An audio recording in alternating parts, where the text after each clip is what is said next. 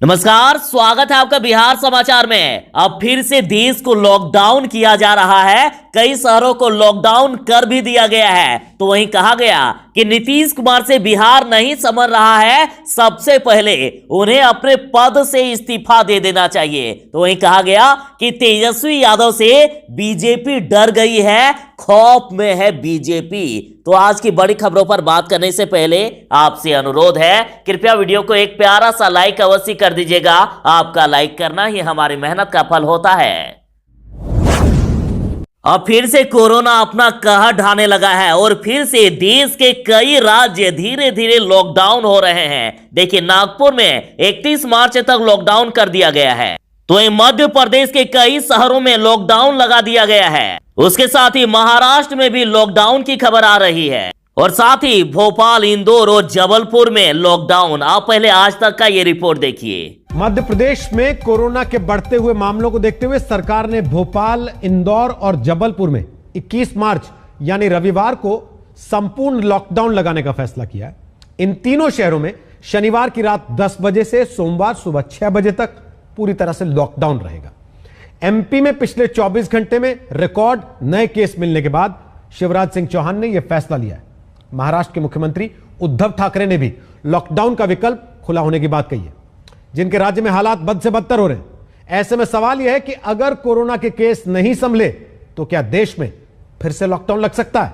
और मध्य प्रदेश में लॉकडाउन है। इंदौर में फालतू घूमने वालों की पिटाई हो रही है। शहरों में फिर से सन्नाटा छा रहे हैं। राजस्थान में नाइट कर्फ्यू लग चुका है और उत्तर प्रदेश में 25 मार्च से लॉकडाउन लगाने का वीडियो वायरल हो रहा है। हालांकि ये वीडियो सही नहीं है, आप अफवाहों से भी बचें। हालांकि यदि बिहार की बात करें तो बिहार में अभी फिलहाल स्थिति सामान्य है, लेकिन बिहार सरकार भी अलर्ट मोड पर आ गई है। तेजस्वी यादव ने कहा है कि एक तो रोजगार पहले से ही गर्त में है और जहां जहां सरकारी नौकरी मिलनी थी तो सभी विभागों को तो अब बेच रही है मोदी सरकार। और तेजस्वी यादव बोले कि अब तो आरक्षण भी खत्म किया जा रहा है और इन्होंने मांग की है कि अब प्राइवेट सेक्टर में भी आरक्षण लागू करना होगा। देखिए तेजस्वी यादव ने क्या कहा। जितने संस्थान थे वो तो सारा खत्म ही कर रहा है, तो नौकरी कहां से मिलेगा? चाहे एयर इंडिया हो, चाहे बीएसएनएल हो, चाहे रेलवे हो, जहां सरकारी नौकरी मिलना था सब प्राइवेटाइजी कर रहा, निजीकरण कर रहा है। तो कहां से आपको जो है दलितों को आरक्षण लागू हो पाए? जब संस्था ही नहीं बचेगी तो आरक्षण कहां से बचेगा? अभी बिहार के नीतीश सरकार से कोई भी सवाल पूछो तो बराबर ये 15 साल पीछे ले जाते हैं और कहते हैं कि 15 साल पहले क्या हालत थी। अरे साहब, 15 साल पहले क्यों? अभी आपकी सरकार है, आपको अभी सत्ता चलाना, तो अभी का बात कीजिए ना। और देखिए, लाइव सिटी से बात करते हुए खान सर ने अभी बिहार सरकार की पूरी तरह से पोल खोल दी। देखिए इनका किस प्रकार से बयान है। विपक्ष कहता है कि रोजगार दीजिए, अब आंदोलन भी होने वाला है, आंदोलन होता भी है, तो कहते हैं अरे पता है 15 साल पहले क्या हाल था बिहार का। अरे भाई, तो ये पुराना इतिहास नहीं देखना चाहिए। पता था 1947 से पहले क्या हाल था भारत का। अब कोई कहे कि पता था, तब उसने नहीं, सबसे पीछे ही देखना है तो कहीं ना, तब तो शांति से हम लोग बोरिया बिस्तर सो जाते हैं। पता है आपको मगध कितना खुशहाल था? हमसे सिकंदर नहीं लड़ पाया था, उसका सेल्यूकस निकेटर हार के गया था, बेटी से हम ब्याह हो गया यहाँ पे आके। एरिया, आराकोसिया, जेड्रोसिया, पेरिस प्रीमियाई, मतलब काबुल, कंधार, मकरान और हेरात को हम लोगों ने दहेज में ले लिया था चंद्रगुप्त मौर्य। तो सो जाते हैं बिस्तर तान के, क्या जरूरत है इन प्रशासन को करने की? इतिहास खंगालने से इतिहास खंगालिए, लेकिन केवल 15-20 साल का क्यों खंगाल रहे हैं? जब जाना ही तो पूरा जोर तक जाइए, मतलब जहां तक हमको फायदा हम बस वहीं तक जाएंगे। वही अपना फायदा देखने वाली बात हुई। तब और क्या बात हुई? 15 साल पहले की बात। आखिर ये 15 साल की सीमा क्या चीज होती है?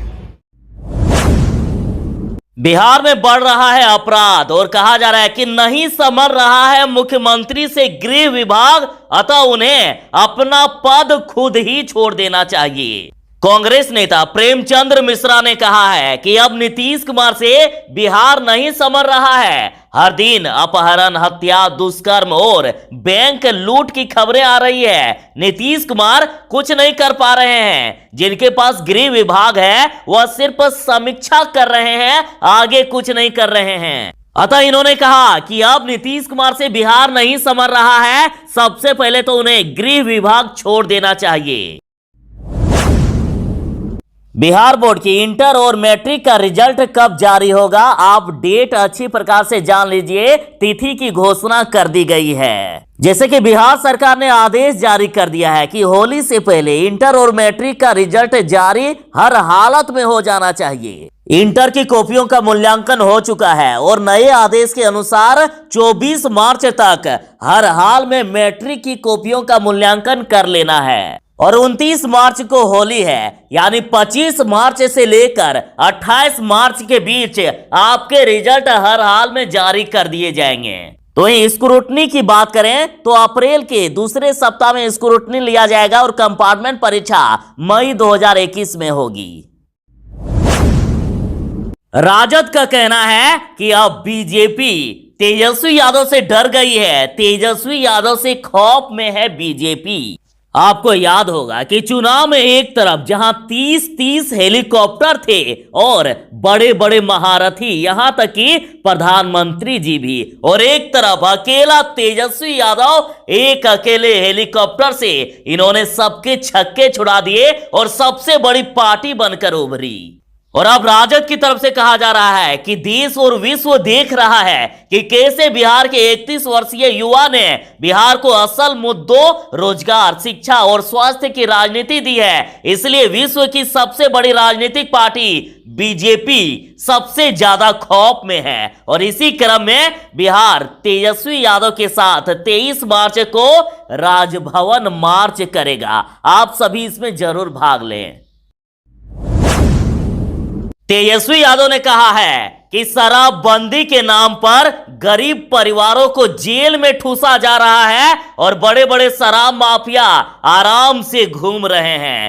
तेजस्वी ने कहा कि रोजगार की जगह बिहार को शराब में डुबोने वाली एनडीए सरकार को युवाओं की बात सुननी ही होगी। आप पहले तेजस्वी यादव का यह बयान सुनिए। इसको सुनना ही होगा, सदन को ये बात को रखना ही पड़ेगा, सरकार को कार्रवाई करनी पड़ेगी। ये कोई मजाक नहीं चल रहा है। यहाँ पर लोग मारे जा रहे, गरीब दलित परिवार को जेल में ठूसा जा रहा है और सरकार संरक्षित मंत्री जो है वो शराब की बिक्री करवा रहे हैं। माननीय अध्यक्ष महोदय, अब सुनिए, अध्यक्ष महोदय, सुनने का समय का है, ये तो कार्रवाई का समय है। अब आज बीजेपी का एक खतरनाक बयान सामने आया है। बीजेपी ने कहा कि 2 से अधिक बच्चे देश के लिए घातक हैं, तीसरे बच्चे के लिए लेनी होगी परमिशन। बीजेपी सांसद ने कहा है कि वह किसी विशेष धर्म के लोगों के लिए ये नियम नहीं बना रहे हैं, बल्कि ये नियम सभी पर लागू होगा। दरअसल मुजफ्फरपुर के बीजेपी सांसद अजय निषाद ने कहा है कि हम लोग बचपन से ही सुनते आ रहे हैं कि हम दो हमारे दो। अब समय आ गया है कि इस बात को लागू किया जाए। और उन्होंने कहा कि इसके लिए सबसे सटीक तरीका है कि सबके 2 ही बच्चे हो। अगर किसी को किसी कारणवश तीसरा बच्चा पैदा करना है तो उसके लिए सरकार से परमिशन ली जाए। मुख्यमंत्री नीतीश कुमार की शराबबंदी को रितु जायसवाल ने कहा है कि यह शराबबंदी नहीं बल्कि मुख्यमंत्री शराब बेचो योजना है। आप तस्वीरों में इन बच्चों को देख रहे हैं, इनकी पढ़ने लिखने की उम्र है लेकिन ये बेच रहे हैं शराब। रितु जायसवाल ने कहा है कि पढ़ने की उम्र में अब लड़के बन रहे हैं शराब तस्कर। रितु जायसवाल ने कहा है कि मुख्यमंत्री शराब बेचो योजना के तहत अब नाबालिग उद्यमी भी आगे आ रहे हैं। तो वहीं आरजेडी की तरफ से कहा गया है कि दूध से ज्यादा तो बिहार में शराब बिक रही है। शराबबंदी में फेल बेशर्म काला बाजारी सरकार बिहार में करा रही है शराब व्यापार। अब कोरोना जिस प्रकार से अपना कहर ढाने लगा है और पहले से भी ज्यादा खतरनाक हो गया है, उसको लेकर मुख्यमंत्री नीतीश कुमार जी ने हाई लेवल मीटिंग की और उन्होंने कहा कि अभी बिहार में उतनी खराब स्थिति नहीं है, अतः यहाँ के स्कूल अभी खुले रहेंगे और साथ ही अभी बिहार में लॉकडाउन जैसी कोई भी समस्या नहीं होने वाली है। और साथ ही मुख्यमंत्री जी ने आदेश दे दिया है कि RT-PCR प्रक्रिया से ही अब कोरोना की जांच हो और 24 घंटे के अंदर मिल जानी चाहिए रिपोर्ट। और साथ ही होली में कोरोना के खतरे को देखते हुए सरकार ने विशेष टीम बनाई है और सभी के घर घर जाएगी ये विशेष टीम और पूछा जाएगा कि कहीं कोई बाहर से तो नहीं आया है। और बाहर से आने वालों की जांच करते हुए उन्हें होम क्वारंटीन या क्वारंटीन किया जा सकता है। बिहार में शराबबंदी, काहे का शराबबंदी? देखिए, शराब मुक्त बिहार में 55,000 महिलाएं प्रतिदिन पीती है शराब और 10 लाख पुरुष जबरदस्त पियंकड़ हैं। और ये एक सरकारी रिपोर्ट के अनुसार कहा जा रहा है। सामाजिक न्याय एवं आधिकारिक मंत्रालय की तरफ से जो रिपोर्ट जारी किया है उसमें कहा गया है कि 10 लाख से ज्यादा लोग बिहार में शराब पीने वाले हैं। और इतना ही नहीं, मद्य निषेध विभाग ने जो आंकड़ा जारी किया है उसके अनुसार देखिए 3 साल में लाखों लीटर शराब जब्त की गई है। तो ऐसे चौंका देने वाली आंकड़ों के बाद कौन कहेगा कि बिहार में शराबबंदी है? और अब तो खुद जीतनराम मांझी ने नीतीश सरकार के शराबबंदी को नौटंकी बताया। जीतनराम मांझी ने कहा है कि शराबबंदी की नौटंकी में गरीब आदमी जेल में है और बड़े माफिया बाहर घूम रहे हैं। जीतनराम मांझी बोले कि गरीब गुरबों को अब फंसाया जाता है, 1-2 बोतल पीने वालों को जेल में भेजा जाता है और शराब के बड़े माफिया आराम से घूम रहे हैं, उनका कुछ नहीं होता है। उन्होंने सरकार से मांग की है कि जो 1-2 शराब के बोतल के साथ पकड़े गए हैं, ऐसे गरीब को जेल से बाहर निकाल देना चाहिए। जन अधिकार पार्टी के पप्पू यादव ने ऐलान कर दिया है कि बिहार विशेष सशस्त्र पुलिस विधेयक के खिलाफ सुप्रीम कोर्ट तक जाएंगे। मुख्यमंत्री नीतीश कुमार जो नया विधेयक ला रही है उसके अनुसार अब पुलिस को अब किसी भी वक्त किसी की तलाशी लेने के लिए किसी वारंट की जरूरत नहीं होगी और यदि उनको गिरफ्तार भी कर लिया गया तो बिना वारंट के गिरफ्तार कर सकते हैं। और अगर किसी वर्दीधारी ने जुल्म भी कर दिया तो कोर्ट भी उनके खिलाफ कुछ भी तब तक नहीं कर सकता है जब तक राज्य सरकार मंजूरी ना दे दे। इस कानून के खिलाफ काफी विद्रोह हो रहा है। तो वहीं पप्पू यादव ने कहा है कि वह हाई कोर्ट व सुप्रीम कोर्ट तक जाएंगे पर इसे लागू नहीं होने देंगे।